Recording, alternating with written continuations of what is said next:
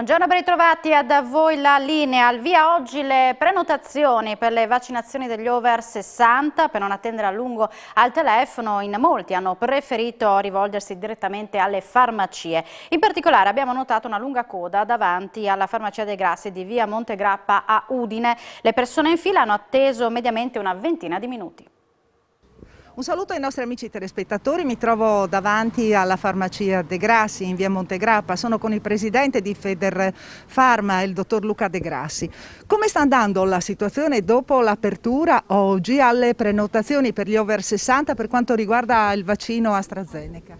Bene, abbiamo iniziato presto anche questa mattina, le prenotazioni proseguono regolarmente e come vede le persone si presentano numerose come ogni inizio di apertura di questi calendari. E in questo momento le prenotazioni sono aperte, il sistema questa giornata ha funzionato bene, quindi speriamo di poter proseguire così tutta la giornata.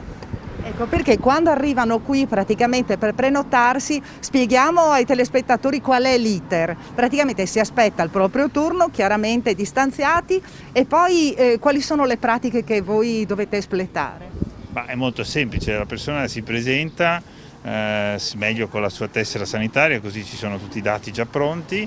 Noi apriamo quello che è il sistema di prenotazione e in base a quelli che sono i calendari prenotiamo di solito la prima data disponibile e la sede più vicina. In questo caso per noi è l'Ente Fiera, che è di Udine, qui a Martignacco. Ha già così un'idea di quante sono state fino ad ora le prenotazioni oggi? Vedendo il numero delle persone non fuori in attesa, deve essere abbastanza consistente. Fare i numeri adesso è difficile, però consideri che nella nostra regione ci sono 360 farmacie che sono contemporaneamente attive, effettuano quindi queste prenotazioni. Noi siamo riusciti a fare in una giornata oltre 20.000 prenotazioni, quindi questi sono i risultati delle precedenti esperienze. Penso che anche oggi andremo su questi numeri qui. Quindi 20.000 prenotazioni fatte solo ed esclusivamente in un giorno attraverso le farmacie. Le 360 le farmacie che sono attive con il servizio di prenotazione, quindi è un servizio per la comunità che è molto importante e credo, almeno questo lo chiedo a loro, ma credo che stia funzionando, direi, molto bene. Per quanto riguarda la possibilità di fare le vaccinazioni direttamente in farmacia. Notizia di pochi giorni, il governo italiano ha voluto in qualche modo chiamare le farmacie anche a questo compito. Noi ci stiamo preparando, quindi io penso che in tempi abbastanza brevi riusciremo a organizzare anche qui un gruppo di farmacie che potrà svolgere anche questo servizio. Naturalmente il compito è complesso, è una cosa molto importante ma anche nuova per noi, quindi dovremo prepararci, fare la formazione e preparare anche i luoghi adatti per questo tipo di attività. Bene, ringraziamo il dottor Luca De Grassi, presidente di Federfarma. Adesso ascoltiamo alcuni pareri fra le persone che stanno attendendo appunto il turno per entrare in farmacia e prenotarsi per il vaccino. Cominciamo. Lei da che ora è qui? Saranno un quarto d'ora, non di più, quindi non c'è molta attesa, va bene perché sì, posso finalmente essere libera dopo la vaccinazione, quindi sono contenta di farla. Ecco, lei oggi si prenota per AstraZeneca? Sì, AstraZeneca. Io ho sentito ieri che c'era la possibilità per gli ultra sessantenni, quindi sono venuta subito, vediamo adesso quando sarà il mio turno. Non ha preoccupazioni dopo tutte le voci che ci sono state, tutte le notizie? No, perché penso che anche gli altri vaccini abbiano gli stessi problemi, quindi non credo che ci sia solo su AstraZeneca il problema. Sì, quindi uno vale l'altro, l'importante in questo momento è vaccinarsi. Sì, uno vale l'altro e l'importante è vaccinarsi nel più breve tempo possibile, per poter essere anche liberi di fare quello che si vuole, perché sennò non è possibile vivere così. Ecco, sentiamo un'altra testimonianza. Lei da quanto tempo sta aspettando? Anche lei da un quarto d'ora, 20 minuti? Sì, come la sono arrivato un quarto d'ora. Comunque io ho telefonato e ho prenotato già stamattina subito, sì. Anzi sono stati velocissimi, quindi io devo solo passare a ritirare, so già la data, so già tutto, devo solo ritirare il foglio di prenotazione, quindi devo dire molto molto veloce e chiaro, insomma, no? Quindi Ecco, anche per quanto riguarda la scelta del vaccino AstraZeneca, lei non ha avuto problemi? Io non ho problemi perché penso che la scelta sia risibile rispetto a quanto fa il vaccino, insomma. Quindi qualunque vaccino secondo me è una soluzione a questa pandemia. Non si può pensare di stare a scegliere, di pensare è assurdo. I benefici sono sicuramente superiori a quello che può succedere se deve succedere, quindi andiamo avanti così secondo me.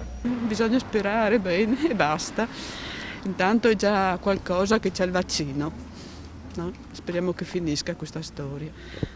Bene, grazie anche alla signora, e qui da via Montegrappa a Udine è tutto, restituisco la linea allo studio. Grazie alla nostra Isabella Gregoratto. Per l'hub vaccinale della Fiera di Udine si punta sempre di più sull'accoglienza, ampia la sala d'aspetto dove attendere in sicurezza il proprio turno, a distanza, ingressi e uscite ben segnalati, un piccolo esercito di volontari per aiutare chi ha bisogno e una previsione di raddoppio degli spazi in caso si renda necessario. Vediamo. Sì, eccoci, siamo con Gianni Borghi per presentarvi, per mostrarvi quella che è la sala d'aspetto cosiddetta all'interno di un padiglione della Fiera di Udine per le persone che attendono l'inoculazione. Sono tantissime, c'è un percorso dedicato prima di arrivare alla vera e propria iniezione. Come funziona? Diciamo che abbiamo concentrato tutta la nostra attenzione su quello che è l'accoglienza. Oggi le sfide del servizio pubblico, ma dei servizi chiamiamoli essenziali, sono il comfort. Al di là di quello che sono il mandato principale che è la vaccinazione, quindi la sicurezza delle cure, la sicurezza delle prestazioni. Però non dimentichiamo che la qualità dell'accettazione e dell'accoglimento è una cosa fondamentale e viene apprezzata tantissimo. Quindi noi siamo passati da una situazione in cui la nostra attenzione era più sulla somministrazione dei vaccini, sul processo vaccinale, e abbiamo trascurato, perché non potevamo fare altro, il primo momento l'accoglienza, mentre poi abbiamo spostato la nostra attenzione, perfezionato questo percorso, sul lato dell'accoglienza e dell'informazione. A questo si è aggiunto anche quello che è stata una modifica a livello nazionale per quanto riguarda il consenso e tutte le indicazioni per la tipologia di vaccino da somministrare. Questo ci ha immediatamente posto nella condizione di trovare delle situazioni logistiche e ambientali che siano funzionali al percorso. Quindi con l'ente fiera è stato messo, e tramite anche la protezione civile, è stato messo a disposizione questo padiglione che ci consente praticamente di accogliere tutte le persone che arrivano all'ente fiera. E quindi si trovano ad essere accolte in questo ambiente che è molto spazioso, insomma qui parliamo di qualche migliaio di metri quadrati, e in tutta sicurezza, perché è consentito il distanziamento sociale. Questi possono fare la prima stazione, la prima tappa del processo vaccinale, che è praticamente il controllo della documentazione e l'anamnesi fatta al tavolo con i clinici, quindi con i medici. Vedete schierati oggi ci sono circa 14 medici che si prendono cura della situazione clinica dei pazienti e danno l'indicazione per quale tipologia di vaccino è indicata l'inoculazione. E questo è un fiore un po' all'occhiello dei nostri centri vaccinali, dei nostri hub vaccinali, perché questo è il grosso hub vaccinale dell'azienda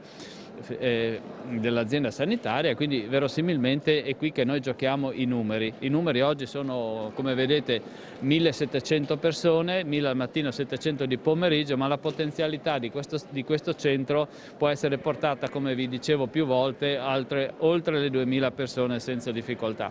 Resta sempre il problema del reclutamento delle persone per svolgere tutta questa imponente attività. Voi avete visto all'ingresso il dispiegamento di forze della protezione civile, dei carabinieri in congedo, ci sono dei volontari, dei medici volontari, dei medici arruolati con diverse tipologie contrattuali, abbiamo i nostri dipendenti, quindi voglio dire qui girano circa 50 persone per turno e quindi non è uno scherzo, insomma. Allora grazie a Gianni Borghi qui dalla fiera è tutto. L'anagrafe di Udine è ingolfata di richieste per rinnovare le carte d'identità scadute o in scadenza. Attualmente ci sono almeno 5 mesi di attesa per rinnovare i documenti. I primi appuntamenti liberi solo a settembre. Assessore, si è creato un ingolfamento, servono anche 5 mesi di tempo per rinnovare le carte d'identità. Cosa è successo? È successo che con il lockdown dell'anno scorso, di fatto per 3 mesi, le normative nazionali hanno impedito l'emissione di carte d'identità se non per casi di estrema urgenza, e quindi abbiamo accumulato un ritardo non dovuto a mancanze del comune, tantomeno da parte degli operatori dell'anagrafe che hanno sempre lavorato anche durante il lockdown. Abbiamo accumulato quindi un ritardo di circa 3 mesi l'anno scorso. In più anche tutte le restrizioni che ci sono state successivamente, le zone rosse, hanno creato ovviamente notevoli difficoltà e notevoli ritardi, ripeto, non dovuti a mancanze dell'amministrazione comunale. Abbiamo quindi accumulato un ritardo dovuto anche dal fatto che la validità delle carte d'identità è stata nel corso dei mesi sempre prorogata. Ora pare che non ci sarà più una proroga della validità e quindi dovremmo rinnovare tutte le carte scadute anche nel 2020. Per questo abbiamo inteso assumere nuovo personale. Si tratta di 3 unità di personale che verranno dedicate anche, o direi in gran parte, all'emissione di carte d'identità per cercare di ritornare a quella situazione di normalità che avevamo fino al periodo pre-coronavirus. L'obiettivo è quello di arrivare a una situazione di normalità entro dicembre di quest'anno. Nel caso in cui un cittadino abbia la carta d'identità a scadenza, trova tutti i recapiti sul sito internet del comune, quindi c'è la possibilità di prenotare il proprio appuntamento. Nel caso in cui vi sia un'urgenza, ci sono i recapiti appunto per spiegare i motivi della propria urgenza, e i motivi vengono valutati dagli uffici. Tengo a sottolineare che sin da marzo dell'anno scorso, sin dall'inizio della situazione di emergenza, tutte le situazioni di urgenza sono state evase. Quindi se da un lato ci sono dei ritardi dovuti purtroppo alla situazione emergenziale in cui viviamo, tutte le situazioni di urgenza sono state risolte da parte degli uffici. Il Comune sta pensando anche di prolungare l'orario del call center? Sì, anche su questo stiamo cercando di utilizzare il personale che lavora in smart working per rispondere in maniera più efficace alla cittadinanza, ampliando quindi gli orari e soprattutto mettendo un numero maggiore di persone, di dipendenti dell'anagrafe proprio a effettuare il servizio di risposta telefonica, che devo dire che è un servizio che viene particolarmente utilizzato soprattutto in questo periodo da parte dei cittadini. Gli strumenti digitali in questo senso non possono essere d'aiuto per velocizzare le pratiche? Ma devo dire poco per quanto riguarda l'emissione delle carte d'identità, in quanto ovviamente lì è necessario un contatto fisico tra il cittadino e l'operatore dell'anagrafe. Peraltro le nuove carte d'identità elettroniche non vengono poi materialmente stampate e consegnate dai comuni, ma vengono spedite a casa da parte dello Stato centrale, dalla zecca dello Stato, direttamente al recapito che indica il cittadino. Quindi certamente la tecnologia aiuta le operazioni di anagrafe. Noi siamo stati uno dei primissimi comuni in regione ad aderire a NPR, l'Anagrafe Nazionale Popolazione Residente. Ovviamente però questo non vale per quei servizi per cui è assolutamente necessario un contatto diretto, e tra questi ovviamente c'è l'emissione della carta d'identità. Piccola pausa per la pubblicità, ci ritroviamo tra poco da la linea.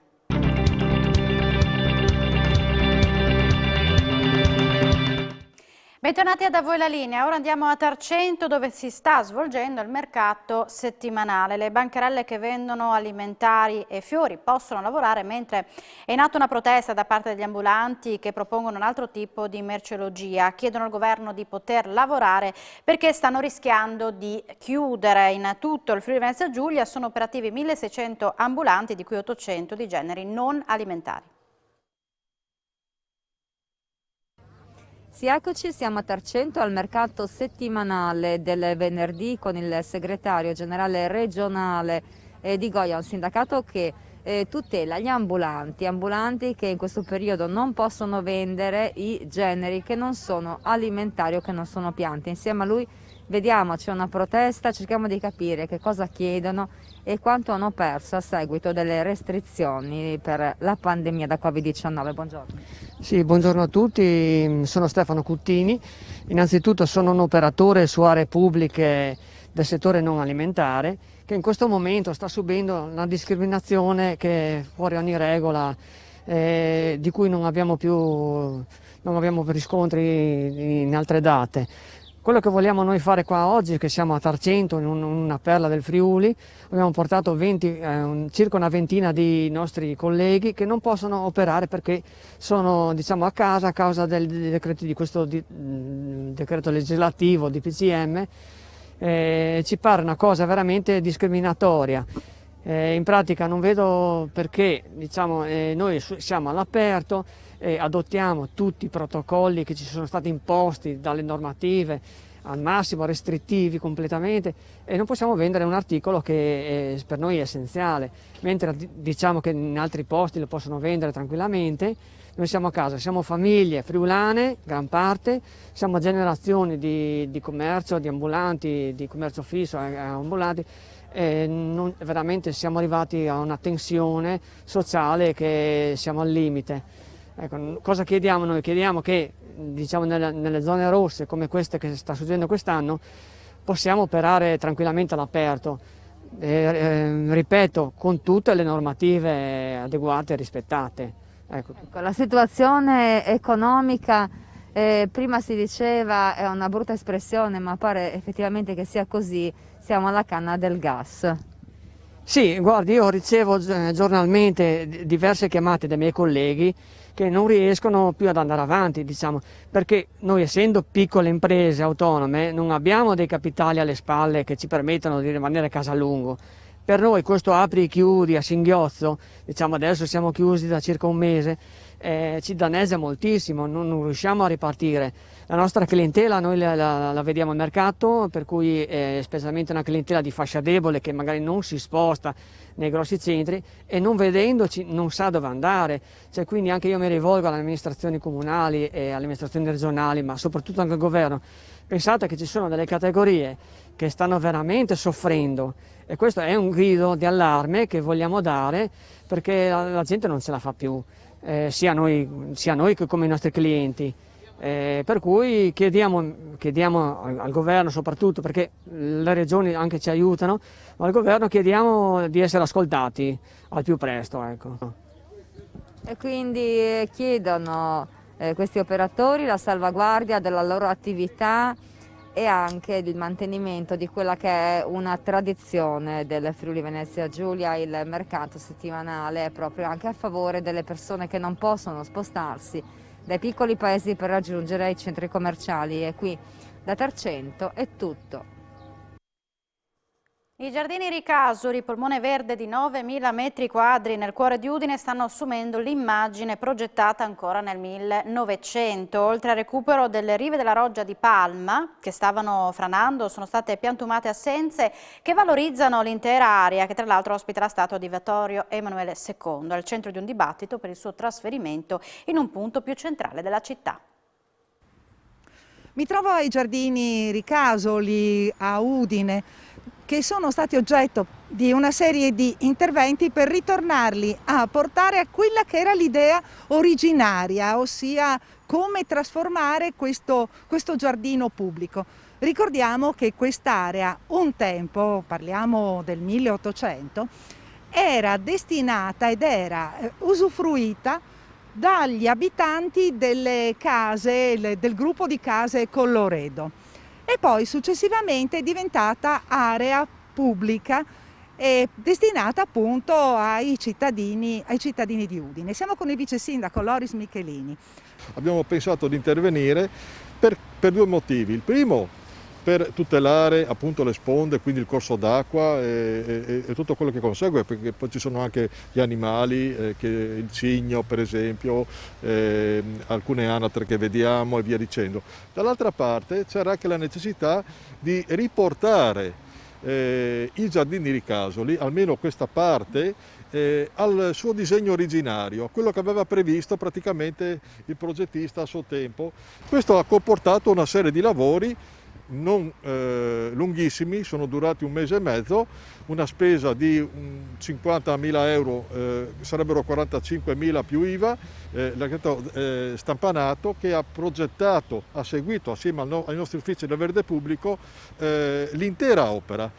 Ovviamente stiamo parlando di un recupero storico con le piantumazioni e con la sistemazione originaria, quindi ha comportato anche delle scelte ovviamente, e queste scelte erano dettate appunto andando alla ricerca delle origini e anche dei libri che abbiamo e che il progettista ha recuperato nel tempo. E quindi noi adesso... Io approfitterei che nel frattempo è arrivato anche il sindaco di Udine, Pietro Fontanini. Buongiorno signor Sindaco, buongiorno. Stavamo parlando del progetto, di quello che è stato fatto qui per riportare al disegno, praticamente al progetto originario, no, di sistemazione dei giardini. Adesso i lavori sono ultimati, bisognerà pensare anche a rendere maggiormente sicuri questi giardini, a parte che sappiamo la sera sono chiusi, però c'è stato un periodo in cui la frequentazione anche non era tanto sicura, pur essendo collocati in una zona centrale. Ma le cose sono migliorate, non c'è più quel degrado o quella presenza di persone così un po' a rischio. Le cose adesso sono più sorvegliate, anche il rinnovo che abbiamo fatto ha aumentato anche l'immagine di un luogo in cui si può venire con i bambini a fare una passeggiata, a sedersi sulle panchine, perché ricordiamo che qui siamo all'inizio del Novecento, quando c'erano un po' di baruffe tra i massoni e la Chiesa cattolica, perché questa storia è un po' un dispetto che ha fatto la massoneria un po' all'arcivescovo, perché ricordiamo che qui siamo di fronte al Palazzo Arcivescovile, hanno realizzato questo giardino privando in pratica della piazza, qui si chiama ancora Piazza Patriarcato, però di piazza non è rimasto niente perché sono stati realizzati questi giardini con la piantumazione di queste piante che adesso sono diventate monumentali e danno alla città ancora un polmone, contribuiscono al verde, all'ossigenazione, insomma, della qualità dell'aria qui a Udine. Ecco, c'è una querella per quanto riguarda la statua di Vittorio Emanuele. Rimarrà lì? Che cosa avete intenzione di fare?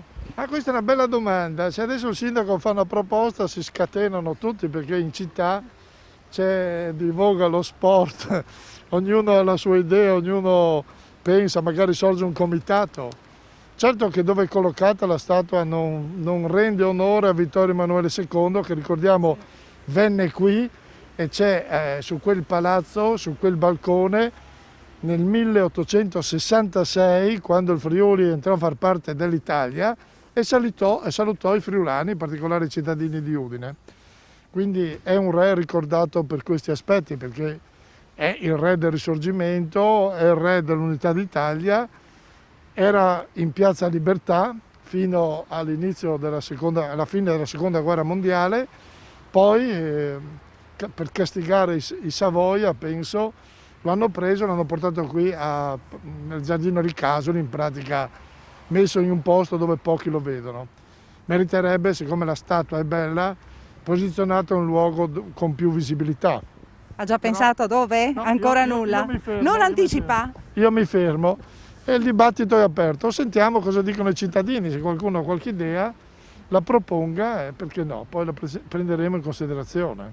Bene, qui dai Giardini Ricasoli è tutto, restituisco la linea allo studio. Grazie Isabella, Francesco Snidero per questo contributo da Udine, noi ci fermiamo qui, l'informazione ritornerà in diretta alle 16:30, buona giornata.